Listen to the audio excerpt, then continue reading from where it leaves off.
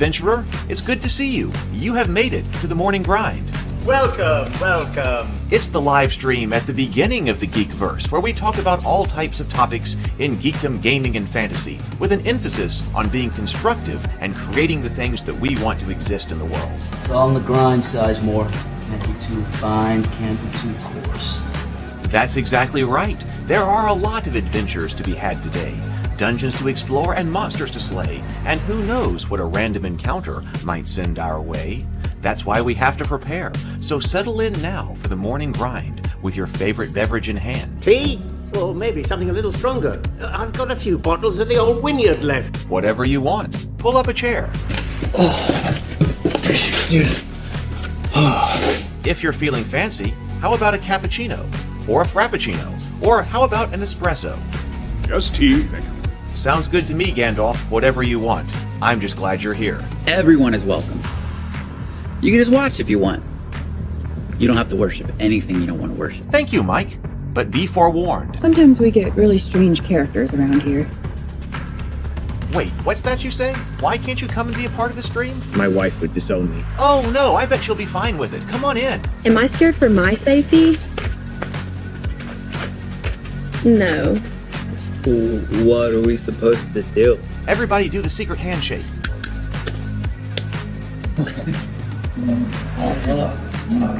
Secret cultist handshake. Oh, now do wizards who love each other.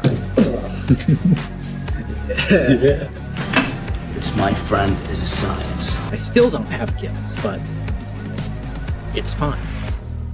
It's all on the grind, son. Can't be too fine, can't be too coarse. Dude, this would be a sick place to bring the band. Indeed it would be, Dave. It really would. I'm seeing more people coming in. Welcome. Glad to have you here. Oh, look, here's someone new. Is this the cultist meetup? Yes it is. Come to hang out? Please accept me. I have nothing else. Okay, we accept you. Everyone's welcome here. Brought some snacks. Well, that makes things even better. You want some coffee? I don't drink coffee. You sure? It's cultist coffee. What makes it cultist coffee? I'm a cultist and I'm drinking it. Oh. Then I'll have some. What exactly is going on here? I'm seeing more people coming in. Welcome, welcome. It's so great to have you. Oh, and look, here comes another stranger. Can we help you? Yes, fellow cultists. I could really use some food. Oh yeah? Welcome. We have donuts. Oh, it's me. I'm glad I'm here. I'm sure you have a few questions for me, though. What's your name? Who do you work for? What god do you worship? Great questions, Rob. I'm Steve King, and I worship Nyarlathotep. No, not really. I'm just Heath, and I won't be worshiping anything this morning. But I will be your host. Welcome to the office. We're going to have a great time. I've got my coffee ready, because now it's time for the morning grind. If you could become a fish, that would be amazing. Then I could command you with my mental fish powers. Good morning, everyone. Good morning. Man, I feel behind the times today. Thank you so much for being here with me. I was thinking about, according to yesterday's plan, we're going to be looking at Enchantress, which is the second board game that I did today, but I was sitting here getting ready and stuff like that, and I was just not feeling it. I was like, I don't feel like getting into... well, I mean, it's a medium weight game, but I mean, I was looking at my topics and I was like, man, we've got some serious hardcore game topics to go through. The Psionics coming up, the He-Man game unboxing, the Guide to Hell, the Rules Encyclopedia, Legend of the Five Rings, more Pathfinder. I was like, man, I've got some very heavy topics here on the topics list, and I just was not feeling it this morning. So I called an audible and put out in the Ravenkeep web server. That's a good place to be. If I'm a few minutes late, I can post over there in the morning grind part of the Ravenkeep web server. And Chris, BGD, recommended, hey, why don't you take a look at the this is called The Waste is Not Kind, and that had come up before. The Waste is Not Kind has something to do with the index card, or as part of the index card RPG, this post-apocalyptic setting, and people had talked about that before. And I was like, oh, you know what? All right, let's do that. So I got the index card RPG, the Waste is Not Kind, and so I thought, hey, let's just take a look at that, and then I'm going to try my best to get actual more structure going on here. I do want to. I've been reflecting on our conversation about the fall with Cameron and Brianna, and I thought that it would be a good idea, since a lot of people had comments and things like that to talk about that didn't get brought up during the actual discussion, to do that. So I'm still thinking that that should be tomorrow. I just have to get that going. So that's what's going on here. So good morning, James. Micah, good morning. Yes, please do hit the like, subscribe, all of that. Hey, Stargate Mind. Welcome, welcome, welcome. Brent is here. Sable Phoenix. Notification just popped up while the intro was playing. Wasn't sure if there was a stream this morning. Well, if there for some reason isn't a stream, then I would post in the Discord server, or I would also post in the YouTube section, the YouTube what do they call it? The community section. Although I know that doesn't reach everybody, but trying to make things happen. Hey, Drew Hoffner, welcome to the morning grind. Welcome to the morning grind. So I don't know what I've been doing. I feel like I've been sitting here working, but apparently I am just not getting very much stuff done. But okay, so let me. But tonight, by the way, I suppose another thing that's going on, because I don't have the morning messages, is that we have a table talk tonight. I got to get that together. Let me bring up this game. There's some Kickstarter stuff going on that I was asked about. And actually, this person reached out to me a while back ago, Friday, and I was curious because it was said that it was compatible with Project Black Flag. And this was a while back ago, like several weeks ago, that I was reached out to. And it was Project Black Flag compatible. And so I was like, well, I'm curious. So let me see see what this is about. And because, my original thought on Table Talk was to be interviewing different creators and things like that who are working in the Geekverse in general. And so, I figured it's not good to probably, unless they are doing a really big pre-launch campaign, that if you want to talk to people who are on Kickstarter right then, so if people are seeing it, they can immediately go and back, unless you've got like a pre-launch campaign going. And so Friday Strout reached out to me. This was weeks ago, and doing this thing called the Vineyard RPG, and it was about something about villains. And I got some of the info. I've got some of the stuff here. And so it says a queer gothic horror campaign guide and setting book. The Vineyard is a fantasy corporation serving as the front for a new undead god of secrets. Our book is a resource for all GMs who want to spend less time prepping and more time terrifying players. So Friday is going to be on Table Talk tonight.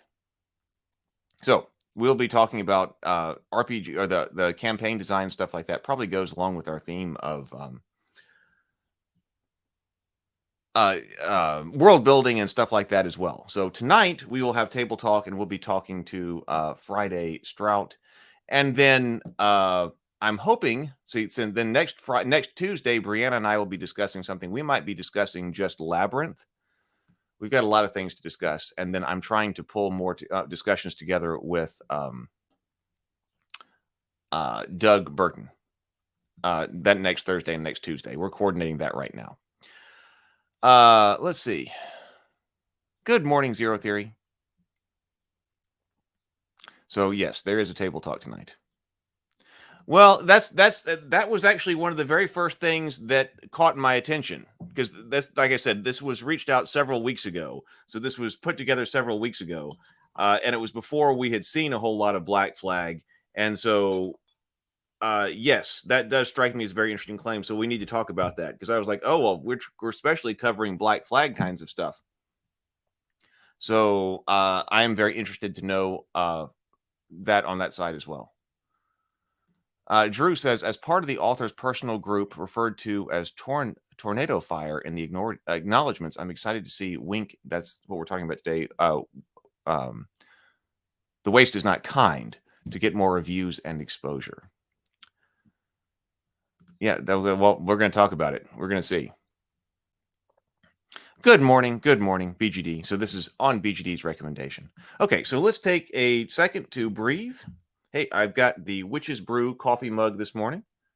So I've got Witch's Brew here, and I need caffeine, so I'm drinking Mountain Dew again this morning. So, all right, so let's go ahead and breathe and sip, and then I'm going to bring up The Waste is Not Kind. All right, 2 deep breaths, complete deep breaths, complete exhales, and then we'll take a sip of whatever your favorite beverage is this morning.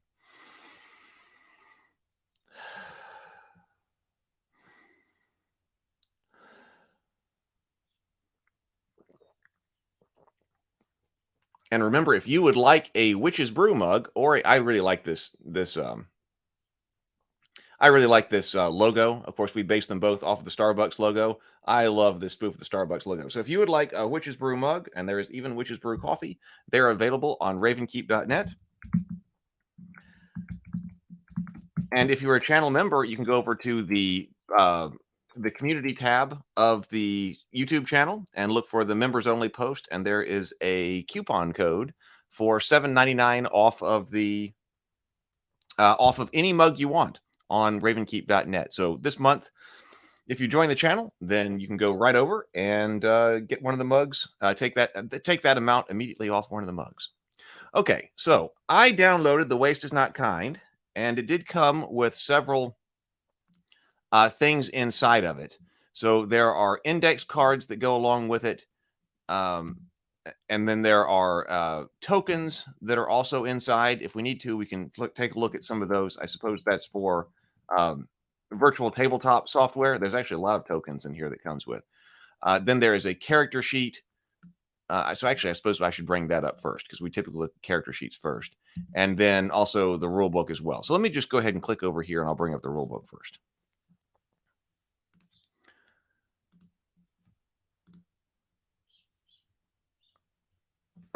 No, I said I was going to bring up the character sheet first. There we go. So here is the character sheet. So The Waste is Not Kind. So it's based on the index scores, uses the index card RPG engine. So what have we got here? The Waste is Not Kind, name, quirk, connection, strength. It's been a while since we've looked at the index card RPG, but that one was actually a fantastic, very early morning grind. Very early on, we looked at the morning grind. I looked at the index card in the morning grind. Man, you can tell that I'm just not with it this morning. So index card uses all of the classic strength decks: Constitution, Intelligence, Wisdom, Charisma.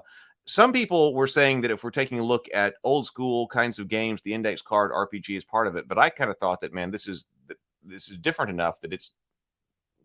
I don't think I would have put it under the OSR kind of banner. But I wonder if the creators do. Hit points, defense, adrenaline here, loot 10 max. So we have our slots. I don't remember exactly how loot was handled in the original index card RPG when we went over it.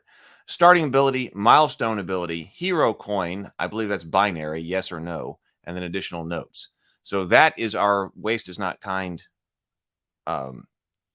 character sheet. So that's where we're going. Mono makes Jim Goose Reigns approve. Jim Mono makes, good to see you, says Jim Goose Reigns approves. Is that one of the creators? Oh, we better check that out. Let me bring up the actual rule book then. That way we know where. Oh, we've looked at the character sheet. This is where we're going.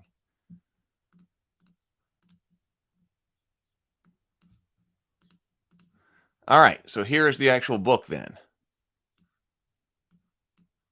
An ICRPG post-apocalyptic toolkit is what this is. Okay. For use with the index card RPG. Let's see. Do we have a back cover? We do not.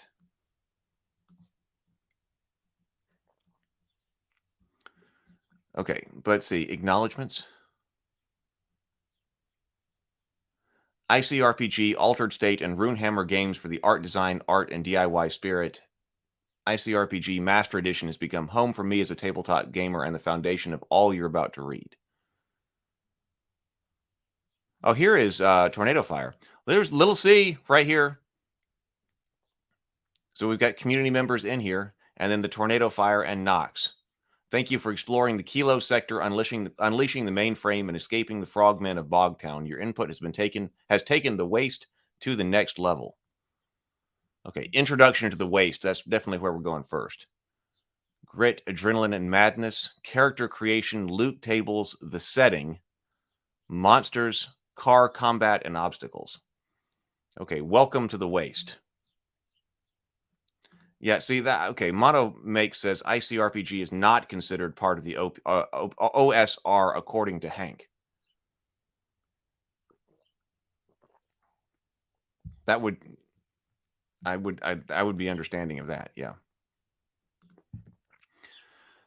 BGD says the current version of 1.5 of the Wink is a completely revamped, and this is, by the way, 1.5. I don't know if you can see up here in the title here, but the Waste is Not Kind 1.5 is a completely revised and expanded edition, about 50% more content with expanded class options, new art, evocative roll tables, and tons of digital assets. So we are looking at 1.5. Thank you, BGD. Jason says, good morning. Good morning. Mono Make says, I'm referring to a Mad Max-based character I played with JD in one of the games. Ah, okay.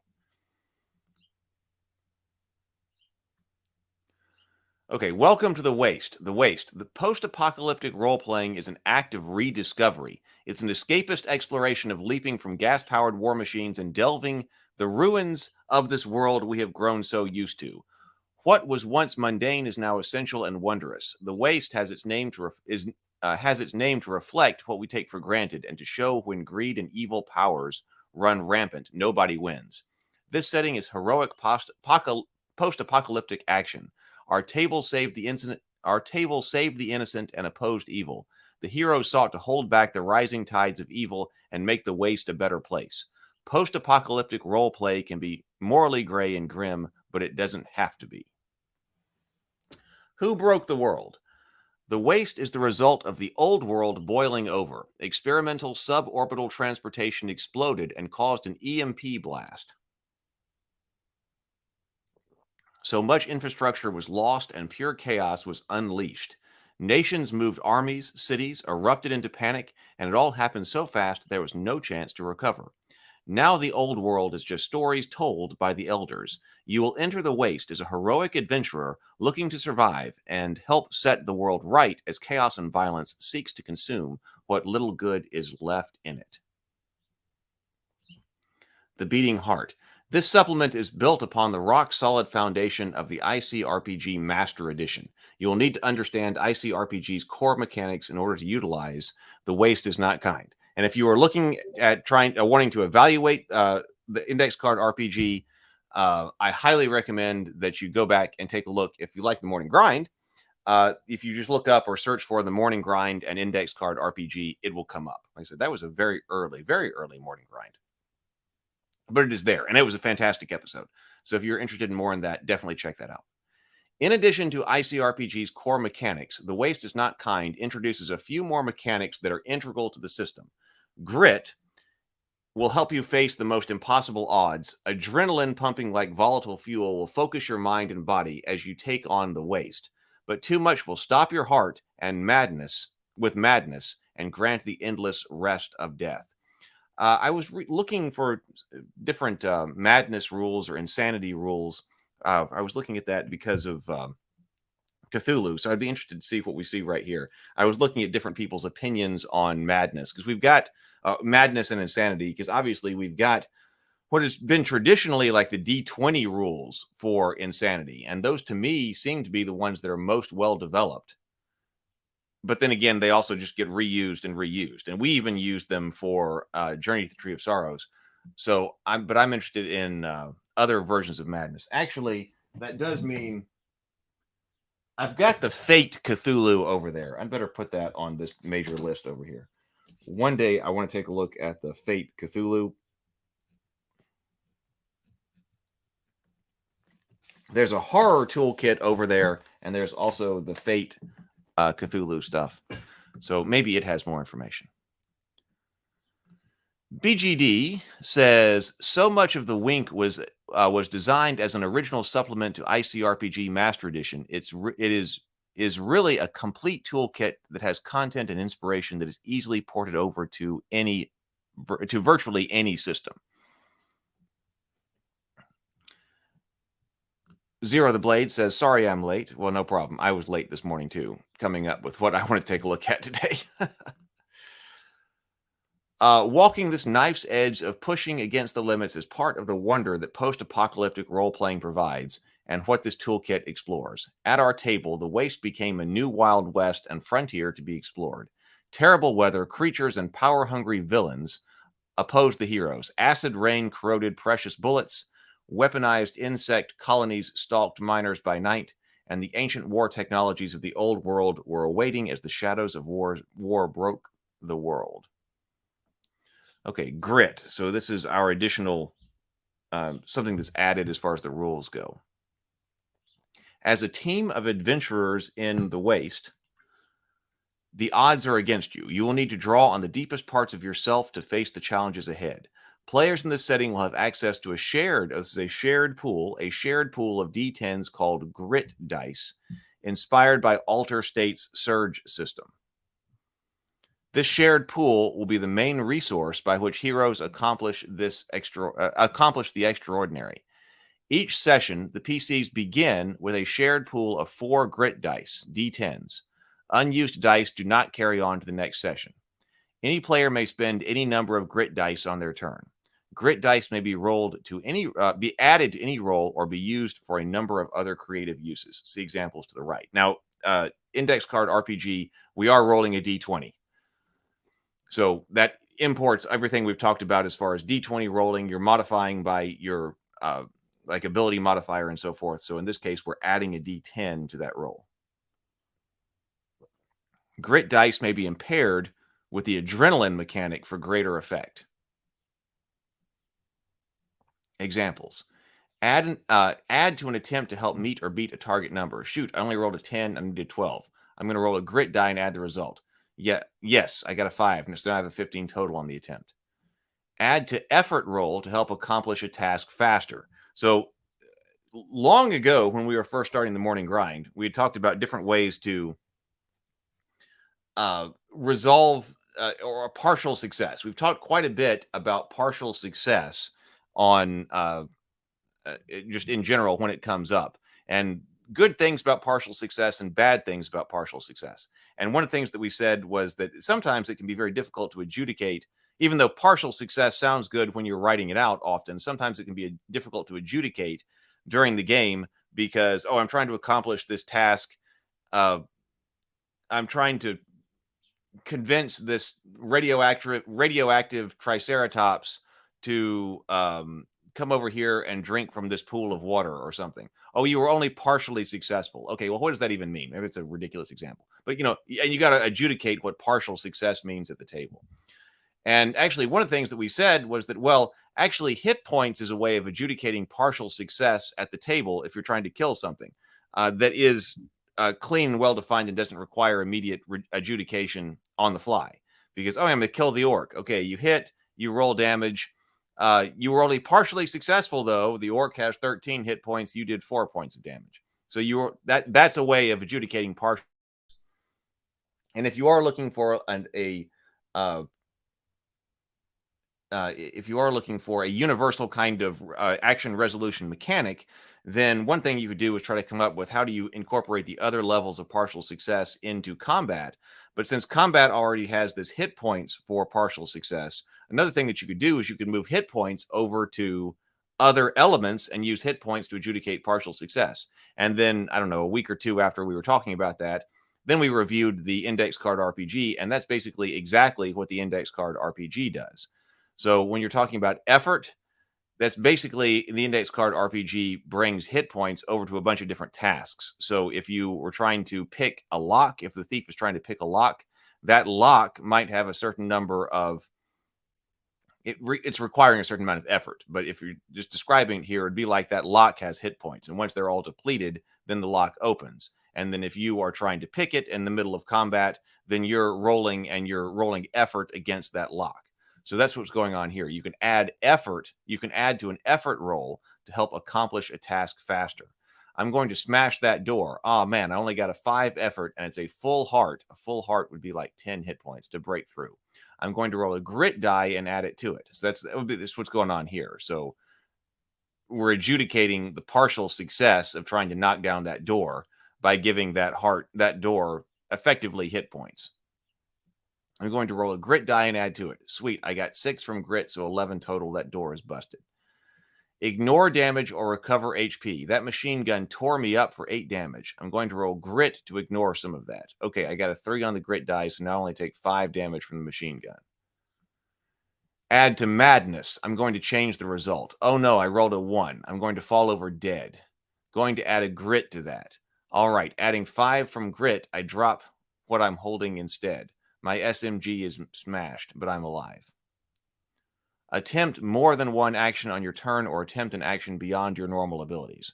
Okay, I dropped that cannibal with my sniper rifle. I want to take a crack at the next one running in on this turn, so I'm spending 1 grit to try. Boom, nat 20. They bite the dust.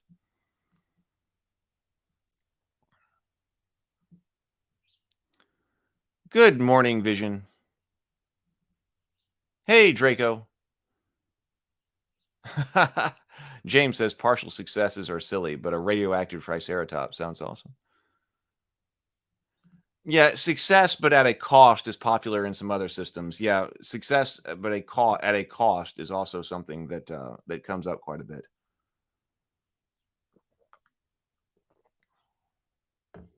But there again, you have to adjudicate the cost at the table. That's very easy to write. That's another one of those things that's very easy to write. Okay, you were successful at getting the radioactive triceratops to drink, but at some cost. Well, maybe in that case you receive radioactive damage or something like that. But it's very easy to write in a rule book. Okay, you can succeed at a cost, but that means the cost has to be adjudicated there at the table. Sable Phoenix says, I like what Sentinel Comics RPG does for partial success. If you succeed, you succeed. But if it's not high enough, but if it's not high enough, you succeed with a twist. There are minor twists and major twists. Effort. Hi, Eclipse. Good to see you. Coming in from Twitch. James says, success with a twist are often interesting, but partial in terms of a binary result are just nonsensical. It's JDN, JDM. Good morning, good morning. Good to see you. Sable Phoenix says, the twists are useful because they're established by the character's power and background right from their character sheet, and the scenario of the adventure may have twists too. And you said this is the Sentinel Comics RPG, which I am not familiar with. So that would be interesting if it has this built-in mechanic that you see on your character sheet, so that it doesn't require a lot of on-the-fly adjudication. Zero Theory says, I suffer from, man, it would have been cooler if I had said after the game on those partial successes or at a cost ruling. Yeah, exactly. Because it's got to be done like right now in order to keep the game going. If you're planning on keeping the game going, I don't like it when it's like everybody has to stop and like, oh, partial success, or yeah, success at a cost. And everybody looks at each other like, okay, so what does that mean? We got to think of something. Yeah, and then later, yeah, you come up with some kind of great thing like, that's what it should have been, but you didn't think about it in the moment. Getting more grit. Grit dice may be awarded by the GM for creative play, abilities, and awesome role-playing moments in combination with or replacing hero coins. Okay. At our table, we favored not using hero coins and keeping the grit pool limited. Grit can become more powerful as adrenaline adds up. Keep it limited for a more grounded game and keep it flowing for an action movie experience. All right, let's take a look at adrenaline and madness. Push yourself. Terrible horrors, swift violence, and constant battle against the elements all take their toll on even the bravest souls. This toll can either strengthen a hero in the furnace of adversity or break them beyond repair. Testing those limits is often where greatness is found. Adrenaline checks. PCs may need to test their steel in the face of adversity. When this happens, the GM can call for an appropriate adrenaline ADR check against the target number. So this is a new kind of check adrenaline check. So con check. Okay, so no, okay, so we've got different things that the adrenaline check can be. Testing their steel in the face of adversity. Con check to resist physical stressors. Constant cold rain, burning heat, poisonous smoke. So this would be con. Weariness for keeping grip and balance during a car chase. Body aches from being tied up and put in a box. Charisma check to resist mental stressors. Fear of an approaching threat. An ally takes a brutal gunshot and is dying. Seeing the odds turn against you. Revelation of betrayal. The claustrophobia of being tied up and put in a box. So if the PC fails the check, they gain 1 to D4 points of adrenaline. GM's discretion of how much, according to the narrative. GM's discretion, according to narrative, can determine how much adrenaline is gained. Okay, so I think, let me go over it and check out, go back to my character sheet over here, just to check. So adrenaline was down at the bottom. Okay, so it's, at first I thought it was talking about that being another kind of statistic, but that must be the number of adrenaline points that you have based on having failed some other type of check, like with charisma or constitution as we were just talking about. Sable Phoenix says, I think success with a cost must have been originally created as a mechanic by somebody who was really good at improv. Yeah, that's the kind of thing that I think about too. BGD says, there are a lot of aspects to the wink, like the default vehicle rules that, like grit and adrenaline, enable and add dimension to the action instead of shutting it down on binary pass-fail checks. All right. So if the PCs, okay, so it's it's the D4 adrenaline. Adrenaline acts as a bonus to grit rolls. Oh, okay. So grit equals D10, because that's a D10 die, plus your current adrenaline. While adrenaline boosts grit rolls, it puts you at a higher risk for madness. See the right. Adrenaline can be reduced by a recovery roll where a character would gain HP and lose adrenaline by the same amount. So grit, this is interesting. Grit, adrenaline, and madness can be powerful tools to inform roleplay and enforce the tone of the setting. GM, you can call for madness checks after senseless violence or lower adrenaline after heroic selfless acts. Players, allow your PCs to struggle as adrenaline rises, adding flavor to failed rolls and the tide turning. How would your character rise or fall in the face of adversity? Madness. A GM may call for madness. Check when the situation rises to a new level of lethality, drama, insanity, or as the result of a critical fail, which is a natural one. An ally dies. The monster gets back up after you thought it was dead. A war party reveals an armored champion who is chewing through your ranks. Lightning strikes within arm's reach. Your best friend stabs you in the back. Okay, so this check is a D20 roll looking to roll higher than the current adrenaline. So the more you've got, the more difficult it would be. So you're trying to roll over in this case. If the roll is equal to or less than ADR, the player has failed the check. If a player fails a madness check, they must roll on the table below and accept that result. If a PC has 10 plus ADR, when they fail the if a PC has 10 plus, okay, 10 or more ADR, when they fail the madness check, they roll a D10 on the table instead of a D20. Okay, so let's see. So adrenaline. Well, okay, so adrenaline relates to our madness. I was trying to think about how, because this is something, and it's not something I've seen before. So, you know, like with Call of Cthulhu and the D20 insanity rolls, I don't actually, I have to review them some more. But like different creatures would give you a certain amounts of sanity points, or actually, was it reducing? Man, I guess I'd have to check. I don't remember. I won't say since I don't remember. Drew Hoffner says, I would think of ADR as mental HP. Yeah, whereas as this is adrenaline. So yeah, so this is kind of like the mental HP. So there's sanity points when you're talking about the D20 sanity rules, and then also like Fate has the mental track as well. There's the physical track, and then there's the mental track. So Madness, roll D20 or D10. So you are rolling a D10. So those are probably the worst results if you have 10 plus. So 1 is heart attack. So somebody was like, "Oh my god, I got to re-roll because I rolled a 1." Your heart stops and your death timer is at 1. 2, broken, lose 1 random stat point. 3, overwhelm, unconscious, and your death timer is at 4. 4, scared, your minimum adrenaline cannot go below 3. Fog of War, all rolls are hard until a successful recovery war. Flooded, gain D8 plus 1 adrenaline. 7, What a Rush, gain D4 plus 1 adrenaline. Snapped, immediately attack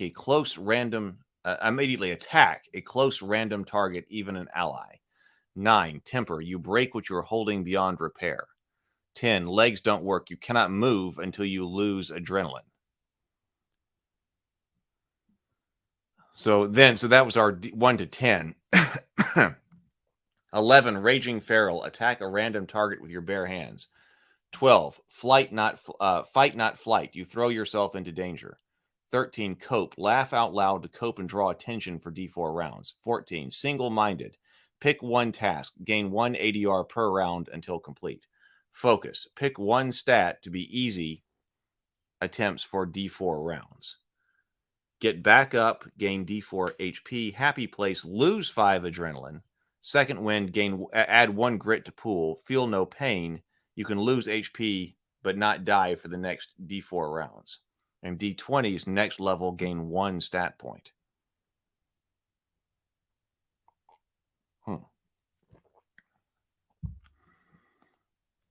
Okay, so character creation, roll or choose 6 points to stats. To roll for stats, roll 6d6, assign each die result to a stat point. Notice the importance of con. So con, resist physical stressors, adds to defense. Charisma, resist mental stressors, strength of will. Drew says madness is a very much an instant experience and the waste is not kind, rather than a slow spiral downwards. It also has a couple of really positive rewards if you roll well. Yeah, I noticed there were some positive ones in there. BGD says rising DC level of character adrenaline ratchets up a player's personal tension greatly as one participates in the game. The rising risk informs your in-game choices, even if it buffs actions. So you do have that, yeah, even though, okay, the madness isn't spiraling downward, you're watching the adrenaline go up.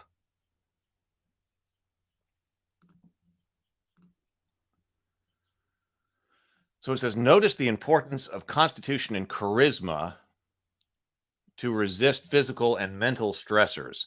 These stats are crucial to how your character relates to adrenaline and how often they face madness. Does your character throw caution to the wind? Then they have fewer points of charisma. Is your character tough of mind and body? Then add more points to con and charisma. This could be a great way to interpret random stat rolls. Roll or choose 4 points to effort. To roll for effort, roll 44 and assign each die result. Basic effort, your wits and your raging feral hands. 2, weapons and tools.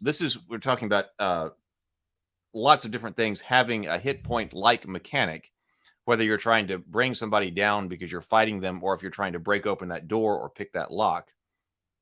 How are you doing it? In a basic way, like with your wits and your feral hands, are you trying to do it with clubs and tools or weapons and tools?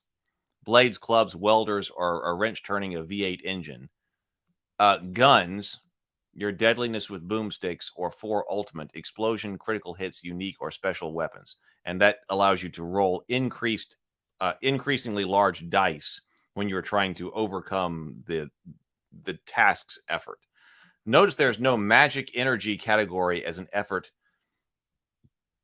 as the D10 is now used for grit dice in a shared pool. While some steel net technology exists, these items have special rules and do not require an effort category. If you desire psychic powers or other effects near magical power, just build around the ULT category. We got random name, roll a random connection. Everybody roll a quirk. We saw a quirk on the character sheet. Roll to choose a type. To survive, you have to be good at something. Duster, War Dog, Keeper. So I guess these are like your classes. Boomer, interested in things that go boom. Last step, roll for starting items on page 16 to 19. All starting characters roll 1 time on armor, 1 time on weapons, and 2 times on item. Except for boomers or lucky item rolls, starting characters typically do not begin with any guns.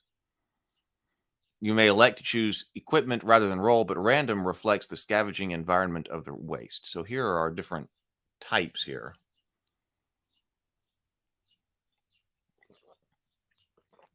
Duster. Savage walkers of a ruined wild, they walk the path less traveled.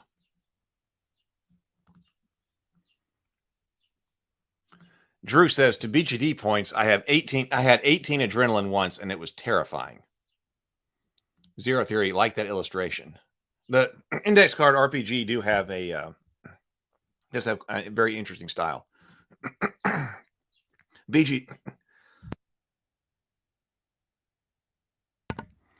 BGD says the random allocation of armor, weapons, and equipment adds flavor to the waste. Your character builds, develops, and evolves around your starting equipment, and your initial concept evolves with your loot. Well, and we've seen that in quite a few places lately. Now, again, like I said, I kind of agree that this is not a part of like the OSR kind of genre. But nonetheless, we've seen that in quite a few of the OSR style games that we've got. Because I am personally also in favor of character creation not taking a tremendously long time. And one way to do that is to randomly generate a bunch of a lot of the things about your character. We brought up here on the Morning Grind before, like what's the most minimum number of choices that you could make about your character and still feel good about it. And I mean, you could do a completely random character, and that could be completely fun. Like we were talking about the DCC character funnels and stuff like that. But on the other hand, you know, could you make like 3 choices about your character or something like that, and then have everything else kind of be random? And I'm thinking about that kind of like with Knave. I mean, you randomly generate your statistics, but it does let you do a swap if you are, you know, really interested in being this type of character. You can do a swap, and that one it does have you choose what your weapon is. And then you get some other stuff and then keep playing.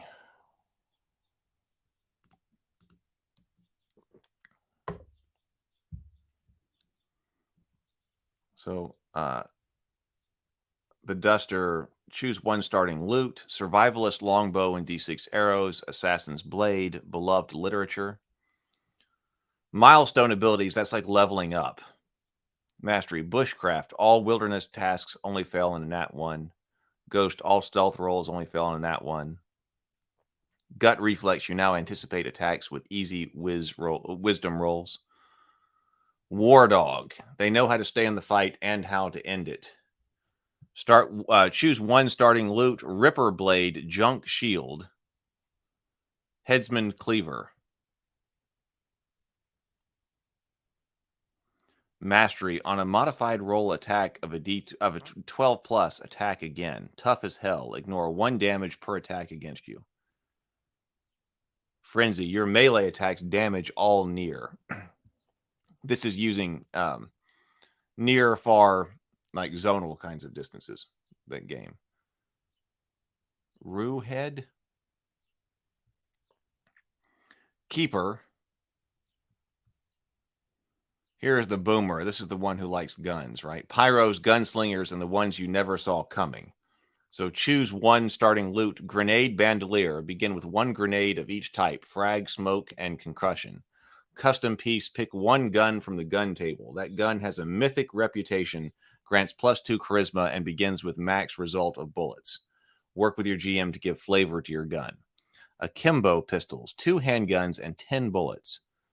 1 gun in each hand. Far attacks are hard. Each attack uses 2 bullets and does 2d8 plus gun effort. Mastery, kaboom. You do critical damage on a natural 18, 19, or 20. Deadeye, your gun attacks always do max effect. Sniper, spend 1 round aiming and then you cannot miss and your target must roll hard con or immediately drop to 0 HP. If target's con is successful, roll effects as normal. If against structures, vehicles, or objects, it counts as a critical hit. Maniac.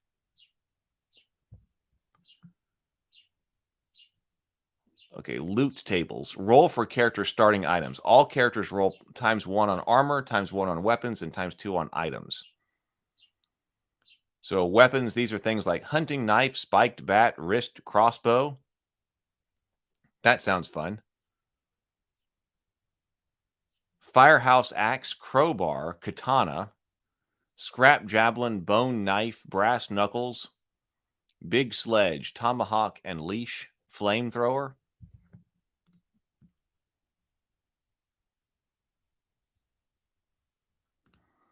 BGD, in 6 basic class types for characters, now with 3 class-based starting abilities and 3 class-based signature starting loot items, JD has captured all of the classic post-apocalyptic tropes. So we got 6 basic class types, 3 basic class starting abilities. So you pick one of the starting abilities. I guess we should have looked at that because this does say choose 1 starting loot, but then you also pick. Do you get all of these or do you pick 1? Pick 1 mastery? Probably are supposed to pick. Maybe you don't get them all. Mastery rewards are linked to the random rolls of nat 20s during play. Oh, that's right. That's right. I forgot about that. Mastery rewards are linked to the random rolls of natural 20s during play, and they complement the milestones and character progression.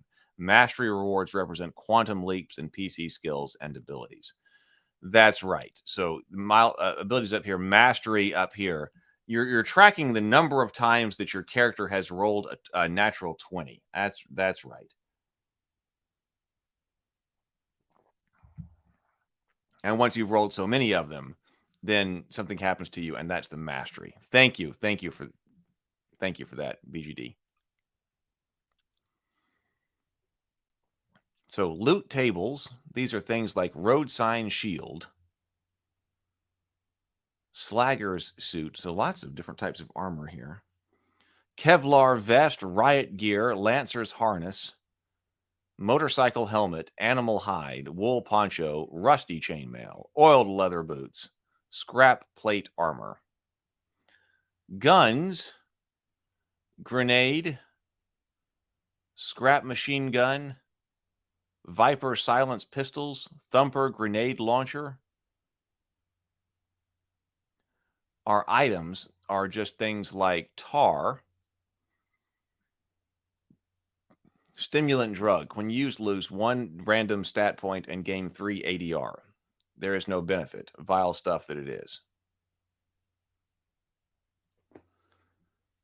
Short military shovel. Digging is easy and does not does ultimate effort. You may also be used as a weapon. Flashlight. Battery lasts D6 turns. If in darkness, provides light and lowers target number by 1 while on. Canteen holds 3 usages of water.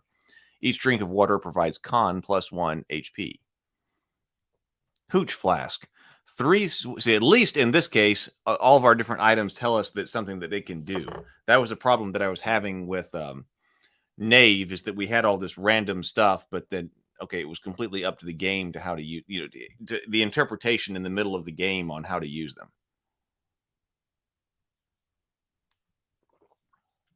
I would think if I were rewriting Knave, if you're going to be rolling those items and you want them to be significant, I would give them something to do like this. Hooch flask, 3 swigs of hard liquor. Each drink lowers ADR by 3. More than one swig per session, roll con or take d4 damage. Zippo lighter, fuel for 3 uses, ignites flammable materials, provides very dim light. Box of bullets, d6. This is the right size of bullets for one gun among the players. Small bottle of fuel, 1 use, flammable, explodes for 2d12 to all near if shot by a bullet. Duct tape, 3 uses, holds things together for d4 rounds. Bandolier of bullets, d12, the right size bullets for one gun among the players. First aid kit, 3 uses. 1 use will instantly heal 5 HP. This is a D100 roll? Oh, I mean, lots of stuff. See, I think we need more stuff. Like, if you're going to be rolling this, a D100, hey, take some extra stuff. I do like that. I like that. Vial of acid, 1 use, pour to completely dissolve any object the size of your hand or smaller. Faded picture, a memento of things worth fighting for. Gain 1 whiz while you carry it.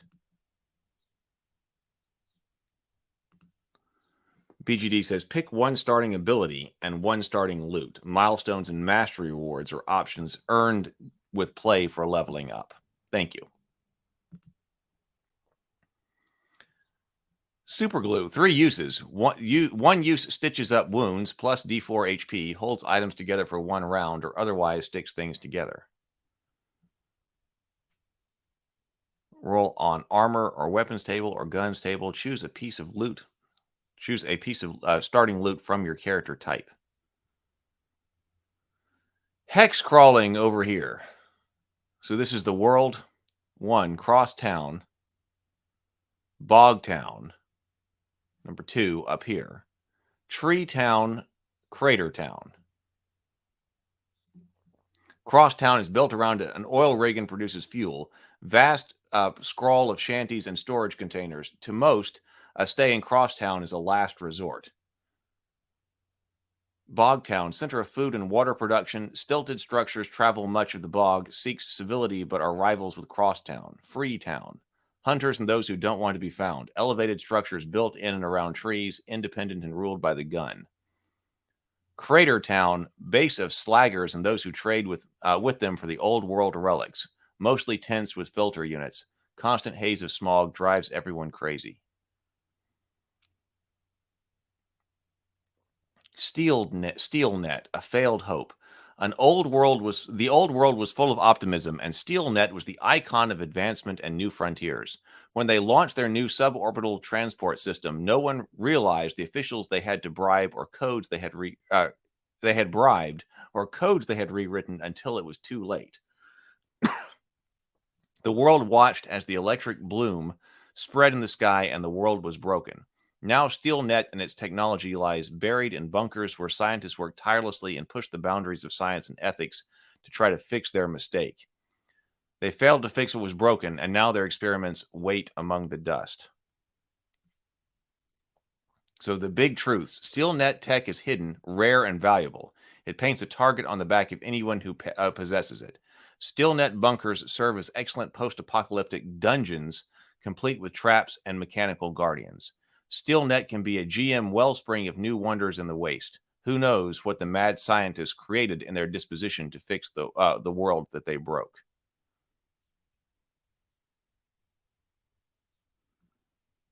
Factions. Rangers, Unnamed Emperor, Slaggers, the Train, Ghost Peppers, secret sect of Warrior Preppers. Ghost, that does say Ghost Peppers right there. But that says a secretive sect of warrior preppers. Their main base is said to be in the mountains, exactly where is a closely guarded secret. They have a strict code of honor and loyalty and will do anything for the good of the ghosts. Their warriors wear a ceremonial skull gas mask.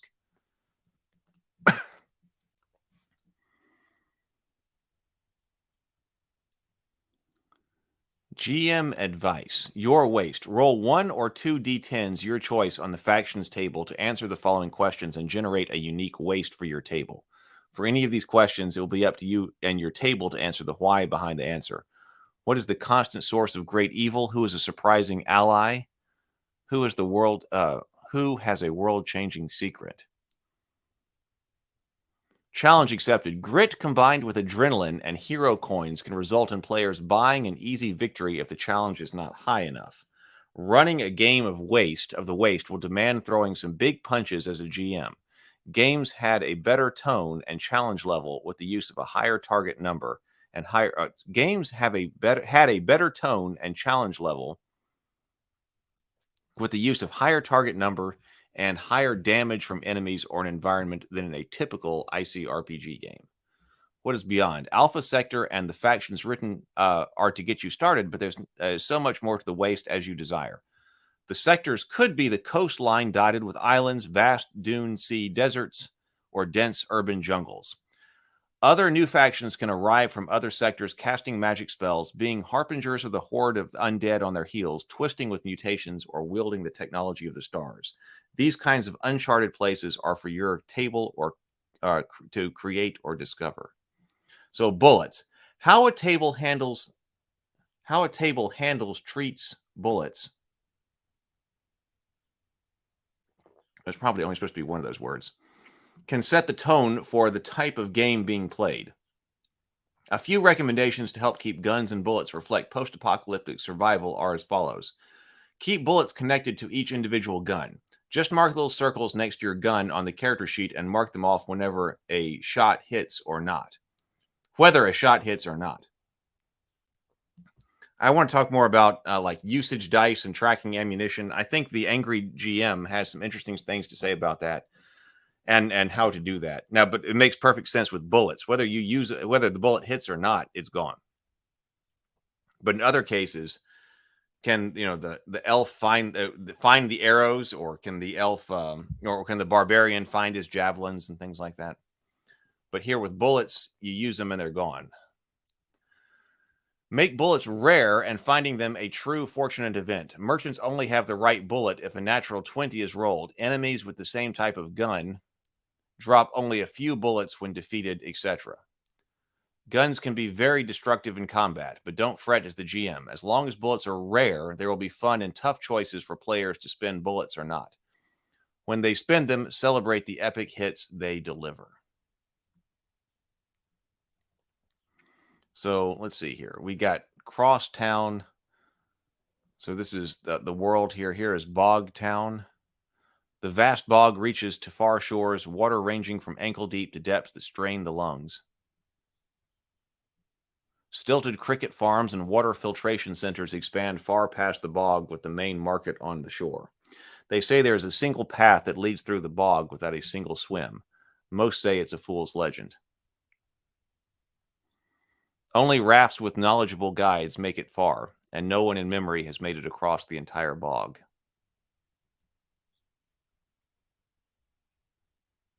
The sunken biological research facility called Project Kraken lies hidden beneath the bog. The Mudmen penal colony was Mayor Tar's attempt at judicial and reform, and then he lost control. A grounded aircraft carrier called the Pax can be seen from the distance, glimmers of campfires among its hulking wreck. Tree Town, Crater Town. Monsters. Okay, the big idea. Let's see what the big idea of monsters is. The big idea. Choosing what opponent opposes players dictates the tone of the game. If you want to play a more grounded and gritty post-apocalyptic game, consider using more human enemies. They can think, run away, and even beg for their lives. There's more gravity to the world and potential for role play with villainous forces. If you want more of a fantastic world to explore, consider using beasts and creatures. They could be mechanical creations of SteelNet, mutated insectoid monsters, or whatever else you desire to bring into the world. This creates more of the tone of heroic fantasy and avoids the moral quagmire of facing human enemies. At our table, we had a mix of conspiring, greedy humans and ravenous mutated insects. This gave variety in tone. To create a monster, here are a few simple templates of potential power and abilities. To help guide their tactics, roll attacks on the next page. Weakling, 5 HP plus 0 to rolls. PCs will wipe the floor with these enemies. Use them to help the PCs feel more powerful, or as a swarm to provide a threat by their numbers.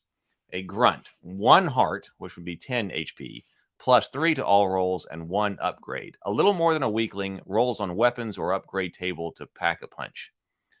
Alpha, 2 hearts, +6 attempts, +3 effort, 2 upgrades. Make these smart, rare, and well equipped. To help make them memorable, give them one line to help them guide the GM role play. Whereas bosses are 3 attacks, 3 actions per turn, +6 to all rolls. I don't know what +6 attempts is. +6 to all rolls, 3 upgrades, some kind of damage immunity. It's madness to even face them, true terrors. So here is one line to guide role play. That's D12, excuse me. The weak are fuel for the strong. Let them burn. This world is sick, and I am the cure. I smell your fear. And then attacks. Oh, how they attack, like it prefers a safe distance. Gonna hold up and force you to pry them out of their hole. Toys with you once you unsettled before the attack. And here is an upgrade. So we said there were certain upgrades. Things like dodge this, always hits if under PC's defense, do half damage. Big hit adds ultimate to all attacks. So here are some examples. Goon, mercenary, captain, ghost pepper, scrap tank. That looks fun. Very post-apocalyptic. BGD says Crosstown, Bogtown, Treetown, and Cratertown are notable settlements in the Alpha sector of the Waste. There is an entire radio alphabet of Waste sectors to explore, including the Kilo Wilderness.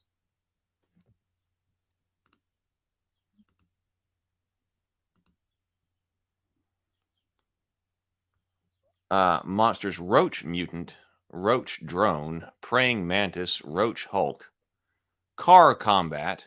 Oh, BGD was talking about car combat. So let's see what the big idea here is. The big idea, the mechanics of badass post-apocalyptic vehicles could be limitless. So to help guide your table, there's one principle to follow. Vehicles are just platforms for characters. This principle summarizes the role of vehicle mechanics in the game. They transport characters between locations. They serve as a terrain PCs can leap to or from, and they help characters to shine, enhancing the story moments and showcasing their awesome abilities.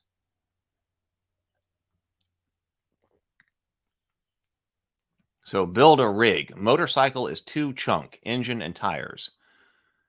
Car and truck are 4 chunks, engine, tires, and 2 more. A big truck is 5 chunks, engine, tires, and 3 more. A war rig is 5 chunks. An engine, always hard to target. Armored cab, must destroy before attacking driver. Trailer can carry fuel and 5 humans on top. Machine gun mount, automatic gun damage to targets and all close. Tough tires, if destroyed, all driving rolls are now hard. So example chunks. Nitro injector, vehicles get sudden burst of speed for 1 round, D4 round cooldown. Polecat rig, can move 1 person to target car per round with no roll. Rammer, does D6 chunk damage to target. Heavy machine gun mount, automatic gun damage to target and all close. Buzzsaw mount, automatic D6 chunk damage to tires if beside target. Caltrop dump, automatic D6 chunk damage to all behind. Armored cab, have to destroy that before targeting driver. Ballista mount, shoots an explosive javelin, doing ultimate to target and close and all close. 1 round needed to reload. Car combat. GM advice. Simply built, don't overthink vehicles. Consider each vehicle serving one purpose, like harpoon cars that slow other cars down, fast cars that can positional advantage, or ramming cars that bring hellish one-time destruction. No one left behind. If a character is left on an enemy vehicle while their allies' vehicles are stuck or destroyed, they have D2 rounds before they are thrown off. The loss of morale and being on the bad guy's home field is too much to overcome. You must regroup. This helps solve the quagmire of being left behind. So that happens if a character is left on an enemy vehicle while their allies' vehicles are stuck or destroyed. They have D2 rounds before they are thrown off. Okay. Speed of play. By making obstacles brutal and damage high, you keep the chase quick and exciting. Consider keeping chases within a few rounds, and as a vehicle becomes immobile, it switches to more of a battle map space, and the quarry gets away to be faced another day. Or the quarry gets away to be faced another day. You got this. Mad Max-esque feral car combat has been come at as many ways as there are tables. Whatever you like, build what you love, and enjoy figuring it out with friends. So that's basically it. So that was a fantastic morning grind look. So that is The Waste is Not Kind. I'm glad we took a look at that. That was perfect for today and my feelings today. BGD says the roaches are JD's epic and original insectoid foes for the wastes.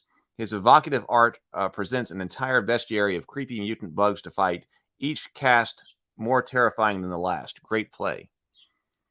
Zero Theory says, I like that it gives you specific things that must be accomplished to take it out. James says, I'm a huge fan of car chase rules, and I really like the feel of these.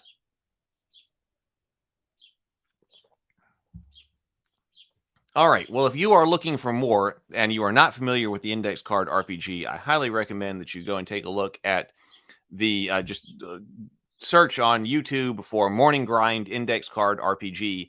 And then we go through basically how to play the Index Card RPG. So you will find that episode. I also highly recommend still, if you've not watched the table talk from Tuesday night with Brianna and Cameron about the fall. That was a fantastic discussion. I hope that you take a look at that. We'll try then tomorrow to go through people's comments and have a discussion here online about that. And then also tonight, we'll be taking a look with Friday about this campaign setting that is supposed to be compatible with the Black Flag. So we will see what type of or if any type of insider knowledge and stuff that's going on and what the philosophy of game design there and stuff is. So that'll be at 7:30 p.m. Central tonight. So I will, I'll put out the link about that.